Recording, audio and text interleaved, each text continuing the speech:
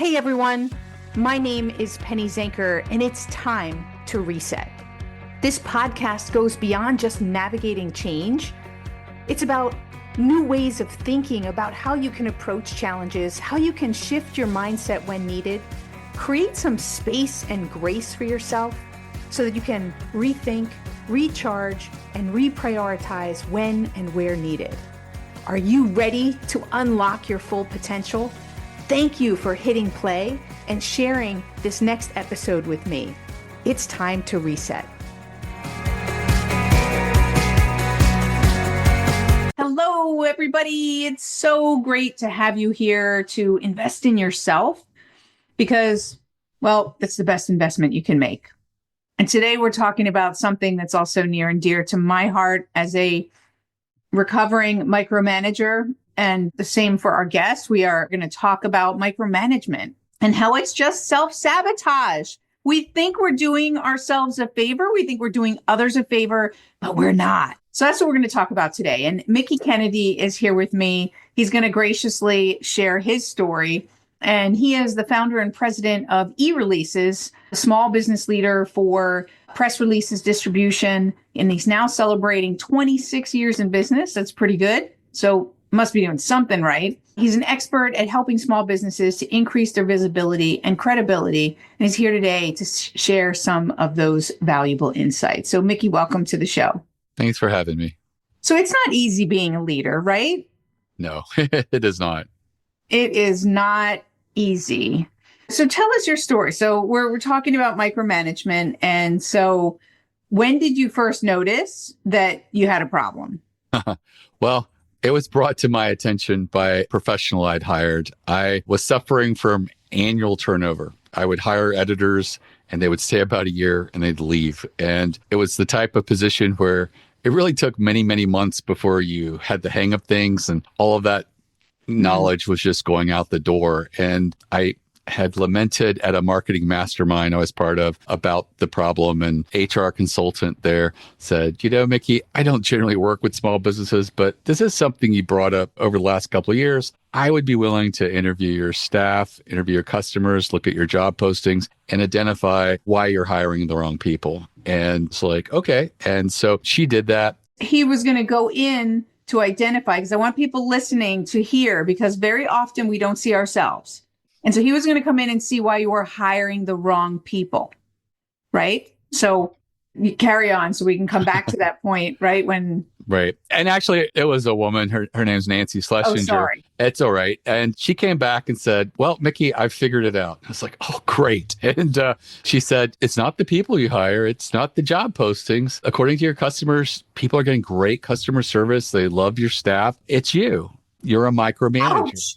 Oh, and I just paused for a little while, and she said, it's going to be hard to see it, but now you probably are going to notice it more. And some people can fix this, some people can't. And so I said, I'm going to fix it. And so I read a little bit about it. And then later that day, one of the employees had answered a question on the phone, and it's like an open office. And so I walked over there behind her and said, hey, next time someone asks that, why not phrase it like this? And I had learned in my marketing journey, because I was a poetry major in graduate school.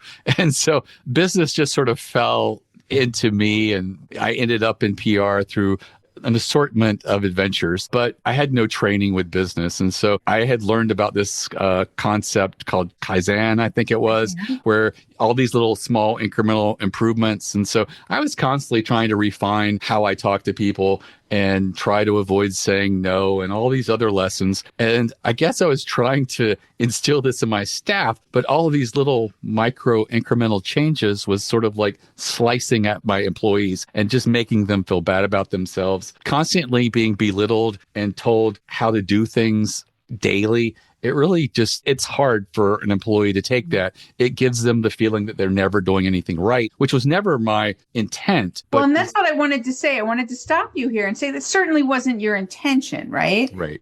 And I don't know, you seem like a really mild-mannered person. Like you don't scream at them or anything, right? You deliver it probably in a nice way. But you can imagine, a good friend of mine, he's got a great expression. He says, everyone likes birthday cake until it's shoved in your face. So I think people want feedback, and the statistics show that people want feedback, but there's a time and a place, and they don't want it every minute, right? So, and I Right. think that is, there's an element of micromanagement there. It shows up in a lot of different ways. So Yeah. I just want people who are listening to think about that. Are they overcorrecting? What did it show up in any other ways for you? I'm not sure. I know that when it comes to managing staff, I never had the close relationships that I had with my employees that I did when I was just a coworker with others. But that's probably just the product of being Nature. a boss and being managing people. Did you ever take it back? Like, did you ever say, you know what? I think I can do this faster or better? Did you ever do that? I did. Often it was hard for me to let go and to give work to the staff. I Mm. wanted to control a lot of the important stuff, and I labeled it important because I felt Because it you was do it important to best. me. Yes. Right. And you do it best. Right. And I think that is a common thing too, where people feel like, well, I can do it better and faster. So I'll just do it. Or if someone's struggling with it, it's just easier for me to take it back. But that's the curse of the leader. You said the word control, right? Is that we're trying to over control. And then we just give more work to ourselves and we disempower our people. So it's just self sabotage, unfortunately. Right. So, what did you do to correct that? I kind of removed myself from the situation. I recognized that there was someone among the staff who was sort of like a little bit older than the rest of the staff. She was more of a mama bear personality. Everybody in the staff went to her. She was very nurturing. And I just felt it would be obvious to put her in charge and insulate myself from the editors. And so that's what I did. I told the staff, hey, my focus should be on marketing, strategy, education, and not looking over your shoulder. And so I'm going to go home and I'm going to do that. I'm going to leave you in Allison's hands. And that was April of 2015. Almost everybody that was there at the time is still there. So turnover has gone from annual to almost a decade and Wow. counting. And people, they don't feel stressed. They don't feel like they're constantly being watched. And the relationship I have with my staff is much more different. We do an annual retreat. We do holidays, and I come in for book club and stuff like that. And they see me now as the fun, supportive boss rather than the person who's constantly taking little slices at them and trying to get them to tweak every little element of how they talk and communicate. Because at the end of the day, I have to recognize that everything that comes out of their mouth may not be perfect, may not be said in the way that I would say it, but it's said correctly, it's said friendly. Mm-hmm. And at the end of the day, people are happy, interacting with my staff.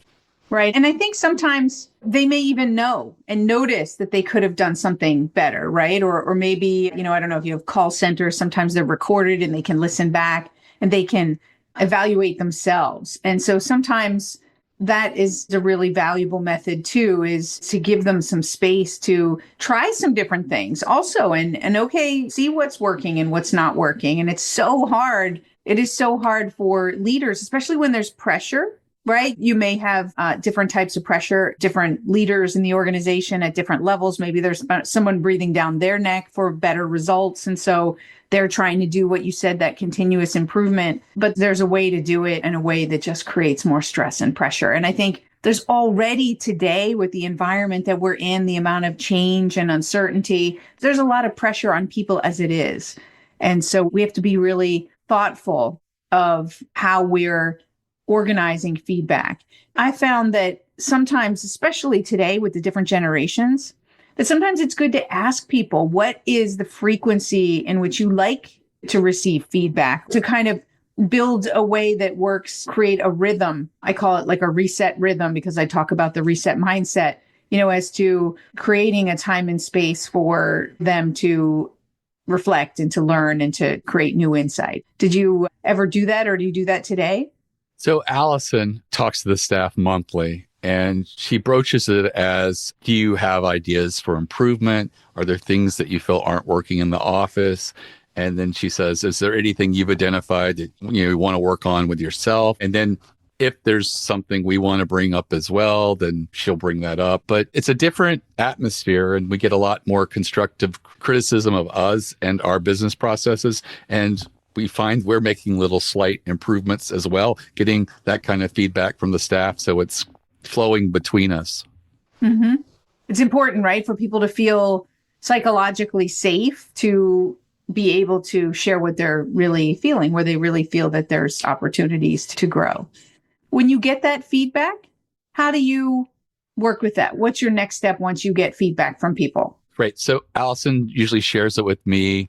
I have another person we work with. We call him a project manager, but he wears a lot of hats. He helps us with marketing and also some of the project management of technology stuff. But we just sort of brainstorm together. And then if we feel like it's something that we all agree we should definitely implement it, we generally do. If it's something that we want to get more feedback, then we'll say, hey, this is something that we should circle back and ask everybody and get their feelings on it. And the things that often we do that is where there's like proposed changes, and we believe it's a good idea, but we'd rather get the rest of the staff's feelings on it. It creates more buy-in because often they'll say, yeah, that probably does make sense. Then when we go, hey, let's try to start moving forward. And what do you guys think about implementation? And it just goes very well rather than just say, hey, new rule starting today. This is what you have to do. And I think it's just a lot more of a positive experience and one where we value them and we value their perspectives, and it allows them to be part of the process and make them feel they're more integrated and involved in the business, because they really are. They're helping to bring a lot of these processes to our attention and making suggestions that we test out, and often we're better as a result of it. Yeah, it's got to be a conversation and a collaboration. I know a lot of feedback comes into leadership and nothing happens with it, or they never communicate back what they're going to use and why they're not going to go with certain things. It makes people feel unheard, and then they don't share anymore, right? It's like, if you don't involve me in the process and you don't take it to the next step, why bother asking? And that's the way a lot of people feel with that. So is there anything else that you wanted to share around what you learned from this look in the mirror, as you discovered, oh no, the problem is me? Was there anything else you wanted to share around that? I think that the biggest change that I had was it freed me up. All of a sudden, from spending probably 10 to 20 hours a week constantly monitoring and tweaking, I was able to put back into the strategy and the marketing of the business. And we've grown considerably since then. And I know that if I had continued to be a micromanager, I don't think we would have achieved the growth and all of the favorable things that have happened as a result of it. And so sometimes you have to pick what your focus is going to be as the owner and, stay out of the other stuff. And I think that this helped me recognize that management wasn't something that I was suited for very well. I mean, if I was in the position where I had to be in the office and interacting with people, I would have to learn how to not be as much of a micromanager. I had the luxury of saying, what I should be focusing on really has nothing to do with the day-to-day office. I don't have to physically be there. And so I kind of took a shortcut and just went home and focused on everything like that. Right. But I also recognize that some people don't have that luxury and they sort of have to work on it and sort of try to fix it. I think for me, it's just recognizing where your strengths are and trusting your employees, trusting that you've hired the right people, and let them go and do their job, and don't control the processes, don't control the language. Make sure the facts are still the facts, but at the end of the day, if they're doing their job and the things are getting done, don't control the exact word by word, process by which it gets done. Yeah. I think there are situations where you can train word by word, right? You can train, this is our script. And of course, then as somebody learns it, they can be flexible with the script. But that then happens in a training session, right? And isn't sort of hour by hour getting updates on what's happening, because people need to build experience. I think you said it, you hired people, you interviewed people. Like, give them the trust through that process that you're going to entrust them. Because what I've seen in a lot of organizations is that as soon as that trust is broken and they feel like they're being micromanaged or controlled in some shape or form, then disengagement, apathy, like they'll do their jobs, but just the bare minimum, and they're not going to be really bought in or owning anything. And like you saw, eventually they leave. They don't see the growth or the connection isn't really there between the company and the people, and it just goes downhill. So that's a great lesson that you had. And I think that even the fact that you took yourself out of it, even for people who are in the office, they can do that too. They can take themselves out of it by setting up a number of different things for themselves, right? If know yourself and know what skills to build and know where to insert yourself, like you did with that person, is you set up a monthly meeting or a bi-weekly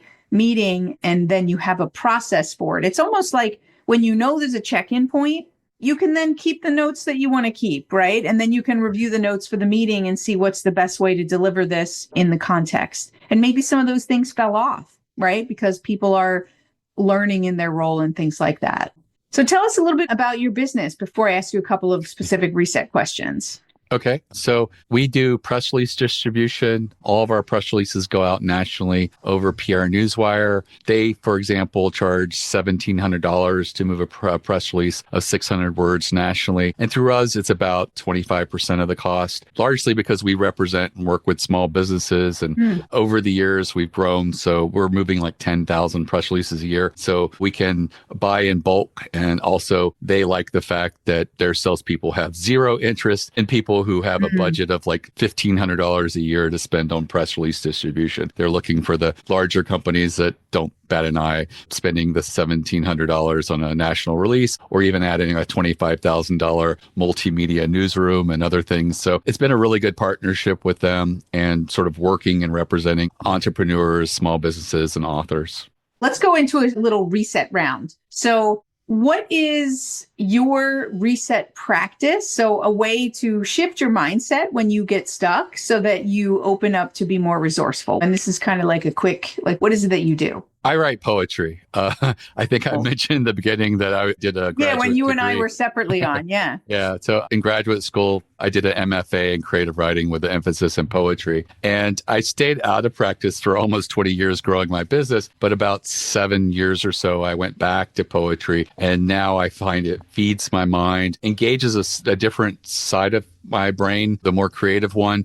And it allows me to look at business stuff more creatively. And it also helps you relax and it makes you feel good. And it's just something that I really enjoy. That's great. Do you have a go-to song that sort of picks you up when you're down or you need some energy? I have a playlist that is like for fitness, and it gets your blood pumping, and it's got like all these songs in it, like Eye of the Tiger and all of these things like that. And sometimes when I need a boost without taking in caffeine late in the day or something, I'll just cut that on and maybe I'll fast forward until I hit a song that just resonates with me that day and just gets the blood pumping. Awesome. I love that. Eye of the Tiger is a good one when you're looking to get pumped up. It really is. Do you have a word or a mantra that you use that helps you also sort of pull out your best self, or a quote that you like to refer to, something like that? So I don't have a mantra, but I think that, a quote is something that my grandmother used to always tell me when I get upset about something. She's like, is it going to kill you? And I always remember that. And I'm like, no, it's not going to kill me. And so just in perspective, it's like, then don't fret about it so much. Don't let it get you down. Don't let it sour you. So that's just something that whenever something's really bad, I hear that in the back of my head. Is it going to kill you? It's like, no, in the grand scheme of things, it really isn't that bad. It's just a bummer today. And I'm okay with it now in perspective. Getting perspective, just stepping back away for a minute and seeing that it's not as bad as we think it is. This too shall pass, like these types of things. It just helps, right? It just helps to distance ourselves a little bit and know it's hard in this moment. And how do we let some of the stress around it go? It is possible. And I know some people might be in a terrible situation right now, but it is possible to just step back away from it a little bit and relieve some of that intensity that doesn't need to be there. So is there anything else that I didn't ask you yet that you really think is important to share? I don't think so. People always ask, how did a poet end up in public relations? And to be honest, my career plan was to wait tables. And I did that for a summer after I finished my MFA degree and realized that I can't handle being on my feet, what turns out to be like 60 hours a week. Right. My back hurts, my knees hurt, my mind is just like gone after these long shifts. And so I transitioned to a safe office job at a telecom research startup as employee number 3. And they handed me a fax machine and said, start writing press releases and send them out. And I did. And not much happened. And the boss says, yeah, when I send them out, not much happens either. And I'm like, I literally spend a day and a half programming this with 150 numbers and then hit send. And then I have to delete it because it only holds 100 of those 150 numbers. I was wasting a day monthly just doing the fax machine. So I went and educated myself to write better releases. And the first time I realized what was missing, I went and rewrote a press release and sent it out. And that single press release got picked up in the Financial Times, The Economist, Wall Street Journal, Washington Post, and 3 telecom trade publications. And I just continued to work on those types of releases and having really good results, and decided I wanted to do this for small businesses. And that's sort of how I got started. That's fantastic. Love it. So if you're a small business listening, or somebody who feels like PR could be a benefit for you, an author, a small business, the opportunity is there. So definitely connect with Mickey. What's your website address? And we'll put all your links at the show notes. Yeah, the website's ereleases.com. I have a free masterclass that's very short, less than an hour. It's a great place for someone to start. And that's at ereleases.com/plan, PLAN. And again, completely free. Wonderful. Thank you so much for being here. Oh, you're very welcome. And if you're listening back to the point that we started with, the problem might be you. That's why we say it's time to reset. It's time to look in the mirror. Every once in a while, we have to look in the mirror and say, did we miss something? That there are signals. If your people are leaving, if you're feeling frustrated all the time, if look at and really listen to the signals that are happening around you and the results that you're getting. And if they're not what you want, look in the mirror, because the change starts with us. So that's your reset for today, is to just look at where might you be trying to over control something, and it might be sabotaging the results that you're looking for. I know it's hard. But you can look in the mirror. You can stand back and reflect for just a moment. What could you benefit from just releasing some of that control? And what could that open up for you in terms of opportunity, in terms of less stress, and having more time to focus on the things that matter? Thank you again for being here, everyone. And I'll see you in the next episode. My name is Penny Zanker, and it's time to reset. Hey, thank you for spending this time with me. It really means a lot.